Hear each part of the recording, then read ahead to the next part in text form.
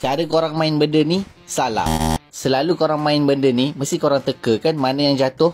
Sebenarnya tak perlu. Rupanya dah ada jawapan pun dekat skrin. Nombor 6, 6 yang jatuh. Lepas tu nombor 7, 7 pula jatuh. Lepas tu nombor 4, 4 yang jatuh. Senang kan? Tak payah nak tunggu dan teka mana yang akan jatuh. By the way, kita orang main permainan ni dengan banyak lagi permainan lain dekat Game On Sports Hub, dekat One Utama. Baru je buka. Dekat sini, sesuai sangat lah kalau korang nak spend time dengan keluarga ataupun dengan BFF. Bolehlah have fun sama-sama. Antara tarikan dekat sini adalah mini golf. Golf course dia bukan biasa-biasa dan memang unik. Contohnya yang macam ni. Bukan setakat boleh main golf, tapi nak ambil gambar pun cantik juga. Selain itu, ada je permainan lain macam badminton, pingpong, pool ataupun pool pakai kaki macam ni. Kalau jenis suka duduk-duduk dan takut berpeluh, boleh main board games. Ada carom, ada chess, ada banyak lagi permainan lain. Sambil duduk rehat pun, korang boleh main juga macam ni.